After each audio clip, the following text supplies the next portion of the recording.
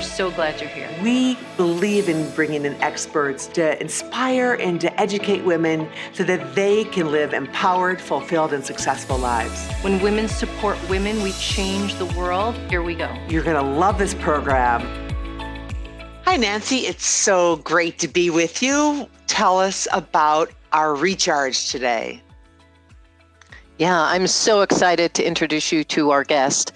She is an entrepreneur, a leadership expert, a best-selling author, a podcast creator, and a speaker. And she is on a mission to help us bring more of our humanity to the world and to help us answer this question: what's next for me? Our guest today is Michelle McGlade, founder and CEO of International. Welcome, Michelle, to the Recharge. Hi, thanks so much for having me. Yeah, we're so glad you're here. So today, Michelle is leveraging her 25 plus years business experience to serve others on their own journey. Her zone of genius is helping leaders transform from the inside out by aligning their heart with their mind. And she works closely with executives who want to develop a deeper understanding and connection to their internal navigation system so they can unlock their next level of growth, both in business and in life. We're so glad you're here at the Recharge and with our Women's Forum community, Michelle. We're going to jump right in and get started. Thank you both for having me. You bet.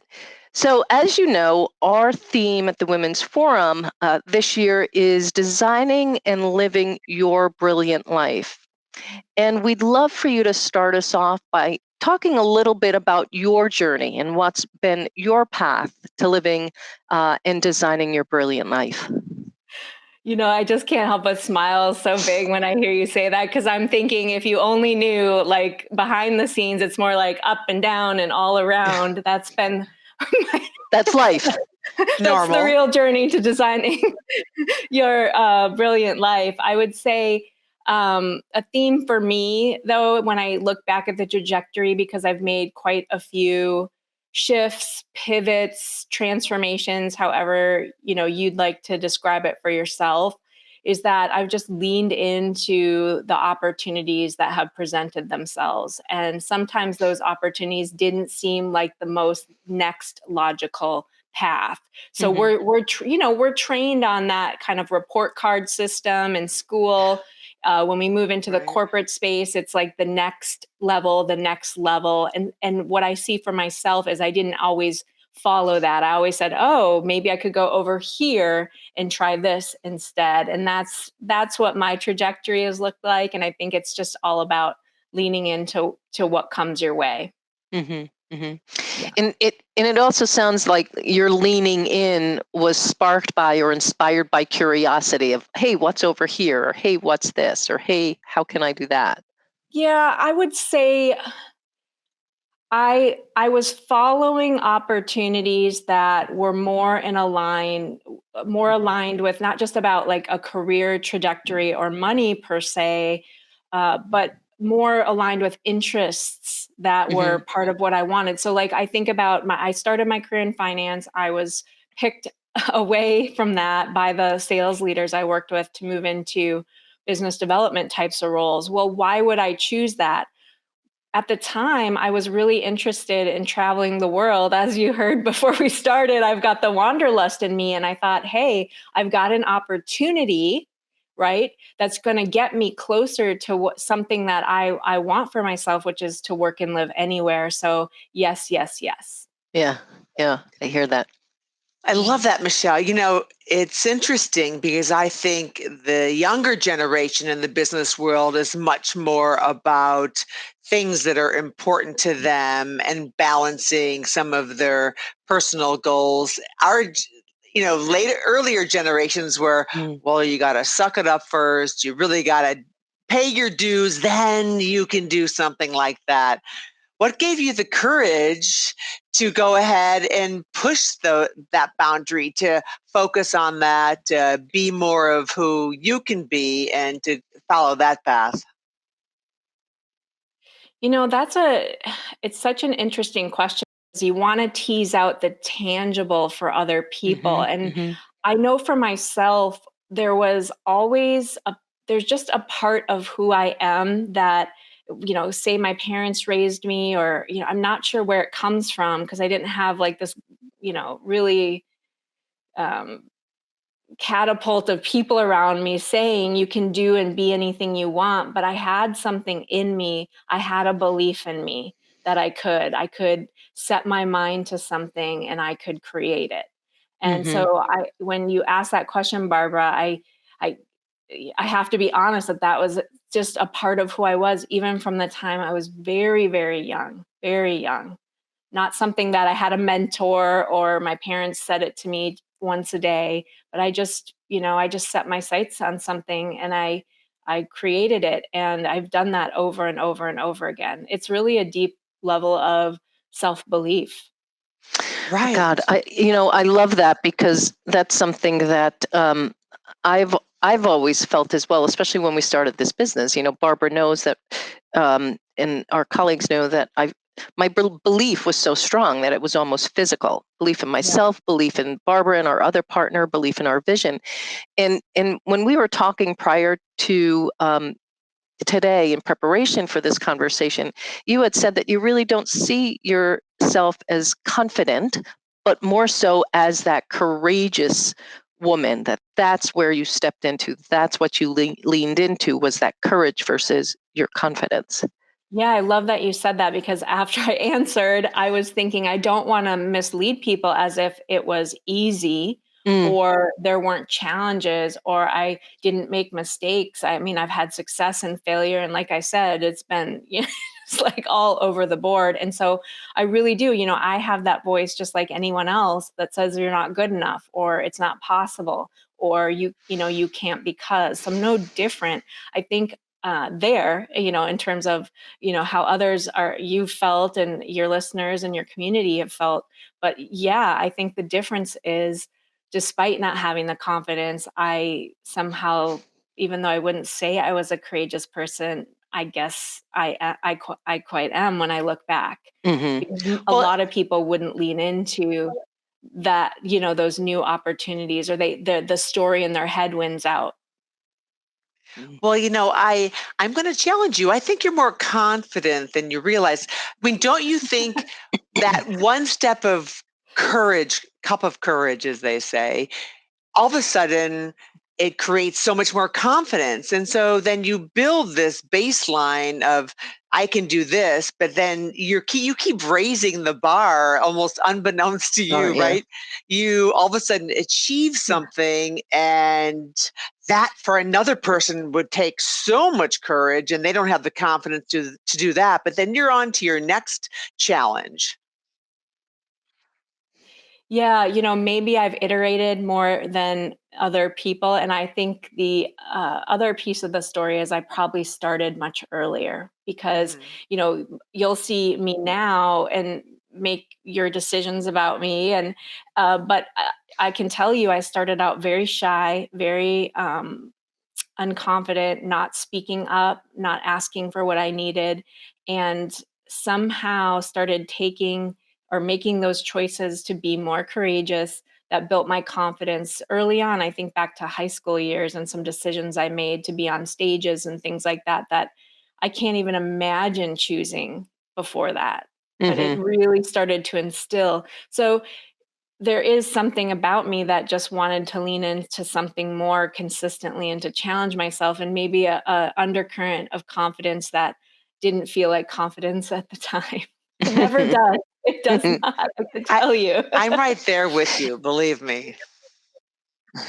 Yeah. And I love, something that resonated with me when we had our call, our prep call, was that leaning in all the time to these new opportunities really helped you become more risk tolerant and less afraid of losing something.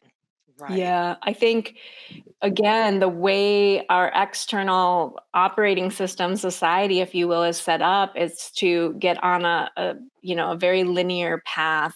And the sooner you can get off that and just be more playful and more creative and not so serious about being tied in, the easier it is. I mean, I don't want to, sit here and say it's just, tomorrow change your life. It's not Right. how it works. It's one step at a time, but it is possible for everyone. It has a lot more to do with your choices around risk. And the thing about entrepreneurship or just starting your own business is you take yourself out of corporate, you push yourself into an environment where you're going to see, you can't, there's nowhere to hide. You're going to see every Right, nook and cranny of where you've been holding yourself back and the issues and the stories you've been telling yourself. So it's really safe to stay in that model. That's just what's the next level for me? What's the next thing on the report card? What am I, achieving? Based on what's been set up. Yeah, you really seem to value the journey. Yeah, I get that same sense, Barbara. Yeah, I think that, you're reminding me, like, it just like flashed in my eyes being, buying this silver bangle bracelet with a little saying on the inside that says it's about the journey, not the destination. Yeah. Yeah, well, if you're raised to go to school and get a good job and like make six figures, let's say, that was kind of the target point for me. And you achieve that by the time you're in your 20s. You think about, well, okay, and I'm not that necessarily happy or joyful. What's next? Let's lean into that. Yeah. Right. And let go of the ego about the outcome, right? Just pursue the journey and see where it takes you and have that curiosity about the path. Yeah. And I want to add this though, because I meet women, amazing women who have achieved kind of that trajectory. And I look at them and I think, oh, maybe I didn't do it. It's still there, just like everybody else. Like, wow, she or even he did more than I did. But it's really not a comparison. First of all, it's all about your choices and what kind of life you want to design. But I just want to say that because, I think both sides look at the other side, the same way. Mm-hmm. Yeah, I can see that. So I'm curious, Michelle, what have been some of your proudest accomplishments over the years? Oh, hands down, I think I shared this with you guys when I started my first business, and it wasn't the starting of the business. It was actually we launched in the fall in Minnesota, which is a cold weather state, and I wanted to have a grand opening and such, but I wanted to be a little bit more settled, and of course, I didn't want to do it in winter, and so I waited till April, springtime. And I had been well networked now in my community. I was expecting at least 100 people, if not more. I did it full out, like a full experiential thing. And I was just so excited. And I'm closing my eyes because I can see the picture of me with all the people who showed up and just beaming, just that pride of getting there. And the most interesting part of the story, as I paint this picture, is that it was in April, and on that April was the unicorn April, where we had 3 feet of snow, snowing sideways. God. Oh God. Like most people couldn't come, of course, but there were still about 50 people who showed up for me. And 3 feet of snow? Over the moon. Wow. That's insane. Yes. Because they knew how big a deal it was for me, and I can feel the emotion, like the positive, like pride that's stored in my heart from that, because I just, it was like the culmination of what I had created and the outward reflection of it and celebration. Yeah. Yeah. For them to show up really speaks volumes for you, Yes. Yeah. Well, I wasn't shy about really being excited about what I was building and creating. I wasn't shy, and I was very prominent in my community. So that's fantastic. So hold on to that great feeling. So now would have been some of your biggest challenges. Oh my gosh. How long do you have? I think that, you know, I did very, my biggest challenges have been me. That's the best way to summarize it. And, I can see, like I said, it shows up throughout your life, and it's much easier to see when you're running your own business. So, the first thing that I saw myself run up against was the application of hustle and drive, and driving yourself to the point of almost like collapse or exhaustion. It takes a lot of different, shapes and sizes for individuals. But for me, it was like, health challenges. And I saw that show up for sure in my first business. And now that I'm able to look back, it was a common pattern that I repeated, just really being that high achiever and pushing myself and putting myself last.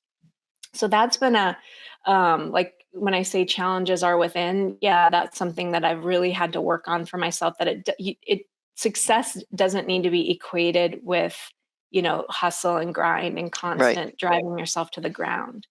The other thing I think a lot about is just the kind of getting kicked on your behind. So my first business went really well.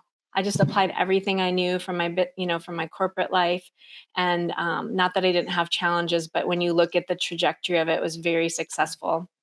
My second business, I was building an online training company, and I had a lot larger curve to learning marketing, specifically digital and content marketing, to make that successful. And I had a lot more confidence. I had a lot of courage too. I made bigger investments in myself, right? Like, so in the beginning, it was like very conservative investments. This, I was like, oh, I'm a sure thing. I'm going to make some bigger investments up front that weren't great investments, And I think from an ego perspective, that was a really big challenge, mindset wise, to recognize that it doesn't always go like it went the first time. But I think back and I look at it, and I just hadn't really ever been kicked down, and so it tells me I was taking a bigger risk than I ever had before. And that created, I would imagine, a lot of self-awareness and caused you to reflect and all. Yeah, I think both of those stories I shared with you, because I saw the burnout pattern so succinctly over many, many, many years, I realized how ingrained it was. I've had to do more self-awareness work in the later half, really after you start seeing how, these tricksters, they know how to, these patterns that we hold on to, I call them tricksters. They show up in different outfits. And once you think you've got it licked, maybe it's in the red outfit and you're spotting it over and over and you think, oh, cool, I've passed that. It shows up over here in blue and you're like, whoa, I didn't see that coming. And so as much work that you can do on yourself, it's very sophisticated. Yeah. So it's, but it also, I would imagine it also was work and experiences that built your resilience. That's right. I just like people to know that it's not a like one and done, it's a forever. Working on yourself and building self-awareness or mental fitness, if you will, is really about going to the gym all the time. Right. Well, especially for someone who's made the decisions you've made to switch it up, to start a new business, to try something new, because then you keep putting yourself in that arena and you're asking for this. You almost have to adopt a mindset that that's not a negative outcome or experience, that you're going to almost expect those hurdles in front of you that are going to create those challenges. Yes. And that's a lesson I learned later, because I was taking risks, but I didn't seem to be taking them so grandiose that I couldn't overcome them. Right. So that's how I look back on that. It looks like I was, making a lot of what's next transitions and pivots, and I was, but that it wasn't till later in my journey that I really took some big ones that didn't work out. Mm-hmm. I wonder if you thrive living outside your comfort zone. I like to push myself for growth. Yeah. Yeah, I don't I like admire to. that. Thank you. Yeah. I mean, I don't know exactly why that is, but I like to stretch. Yeah. I'm not the personality type, and I think it does. There are some people who like to go so deep into one thing. They love it. The rest of their life could be spent on studying, I don't know, plants or something, or Right. one plant, roses. We were talking about just like so deep. They are like the consummate subject matter expert. I'm not interested in that.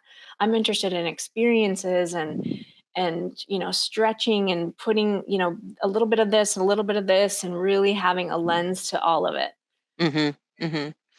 And I was reading, Michelle, that you are passionate about amplifying your authentic voice and helping others do the same. Mm-hmm. And I'm wondering how you help others, especially women, amplify their voice and really step into their power and enjoy greater fulfillment. Yeah, I mean, I'm so passionate about this because, as I mentioned before, I didn't feel like I had a voice when I was young, so it's not lost on me Mm-hmm. that Yeah. this is in my heart, right?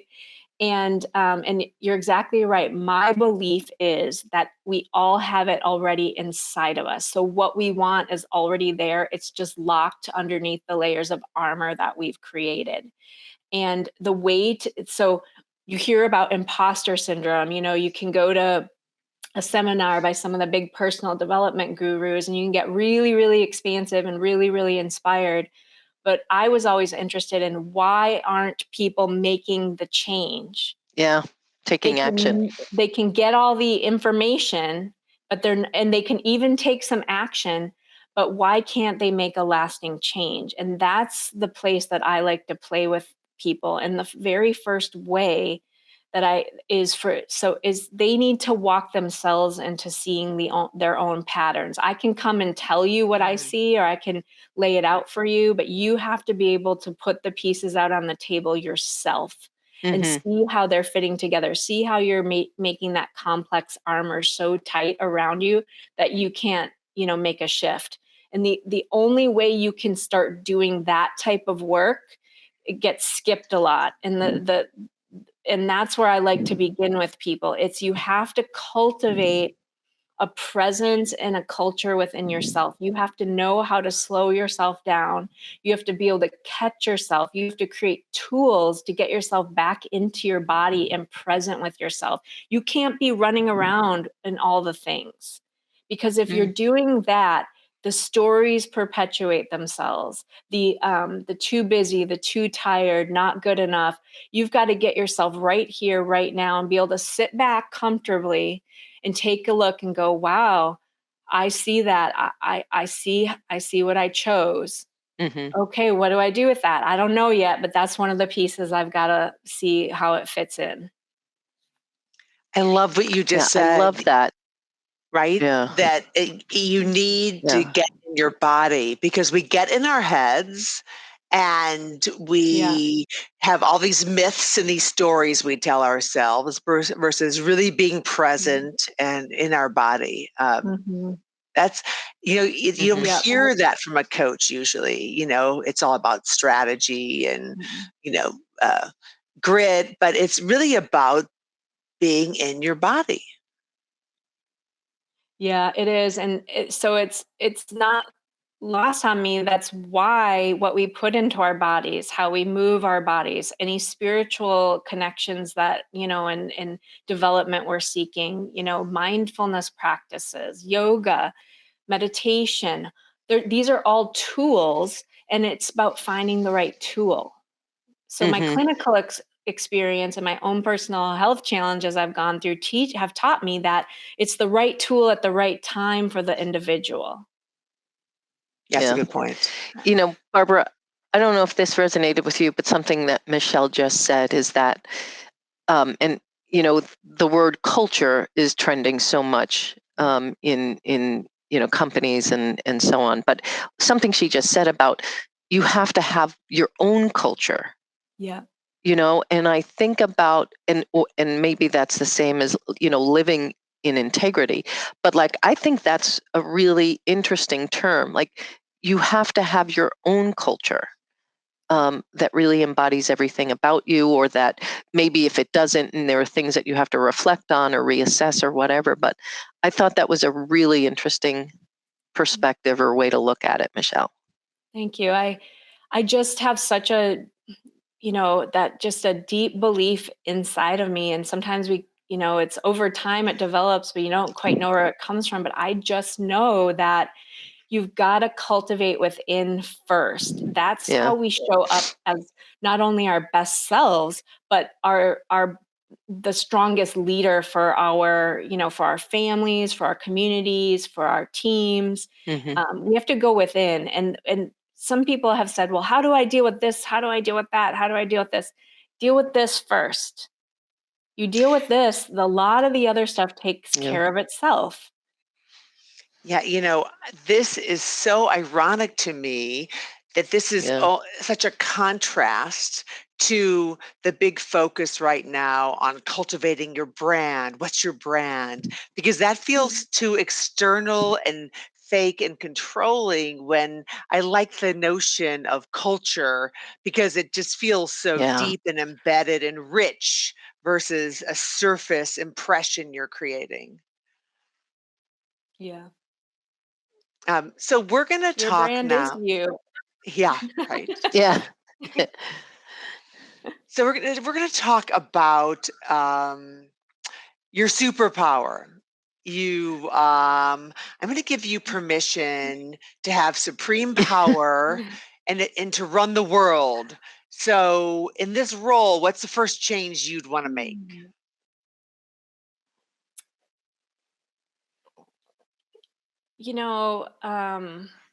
One of the deep places in my heart is clearly about cultivating the culture inside of you. And if I could just wave a wand, work is done, it's implemented, I would immediately want to start having this type of work in front of the young people of the world.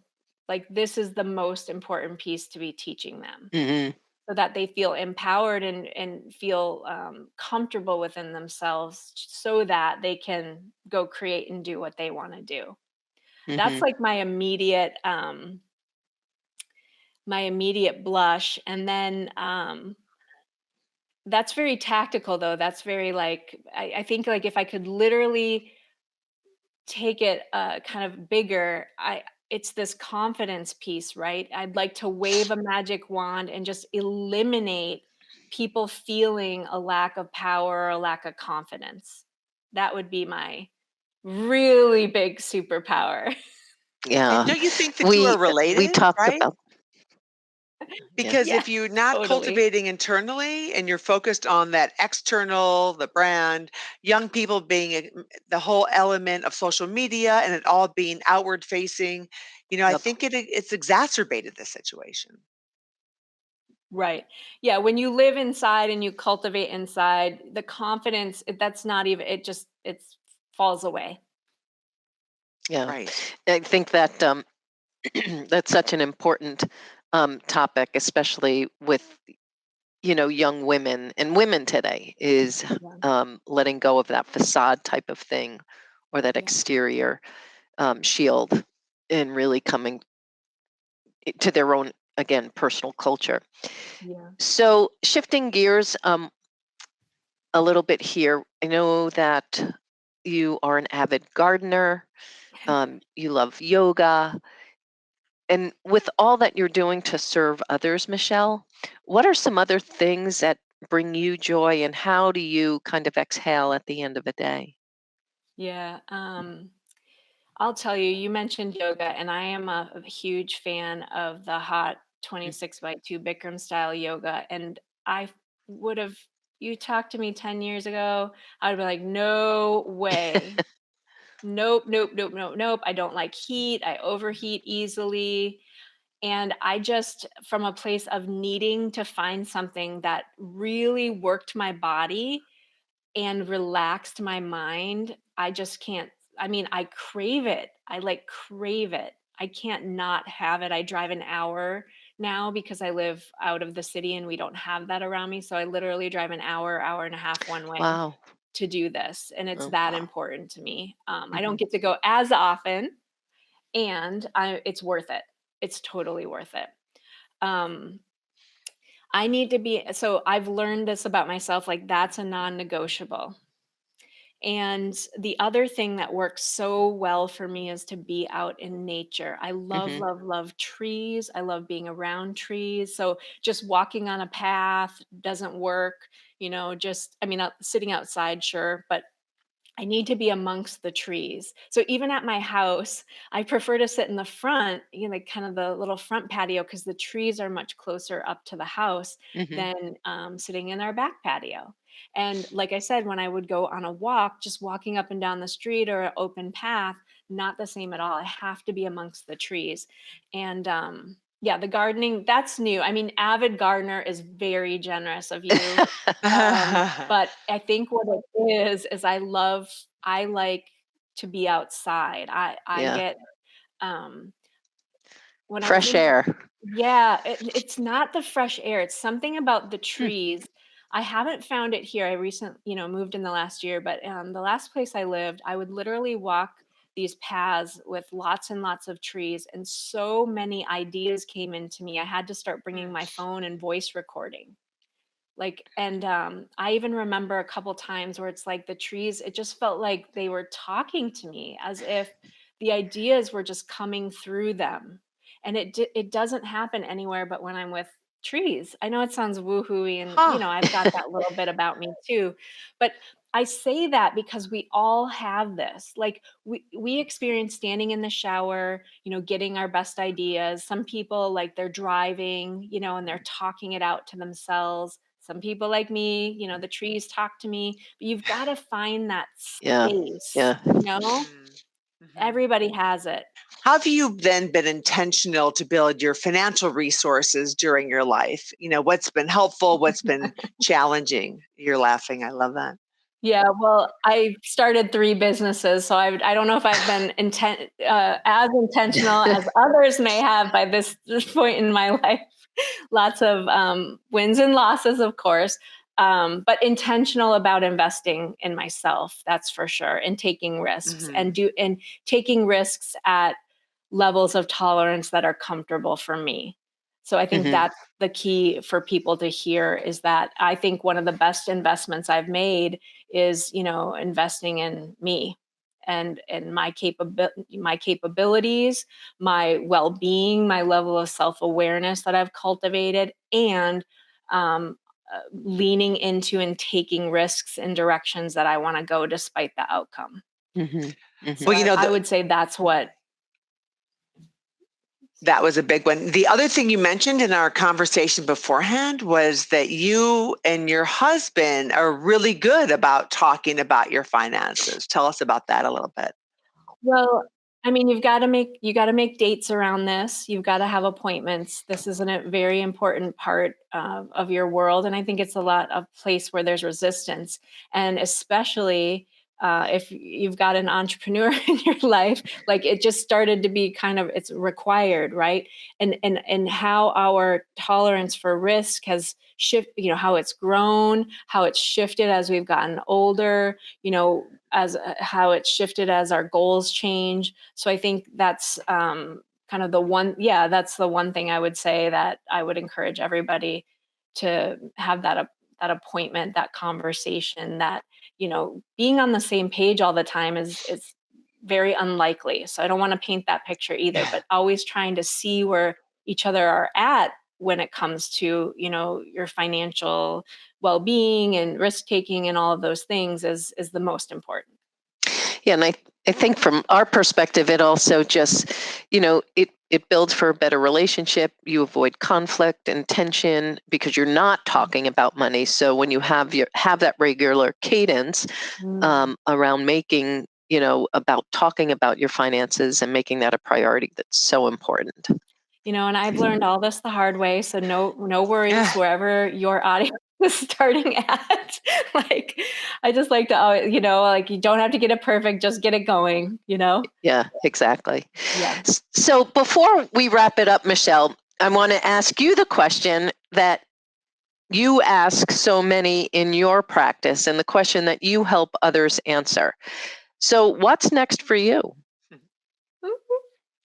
Well, most immediately, I'm really excited. This is going to be happening actually next week at our time of recording here.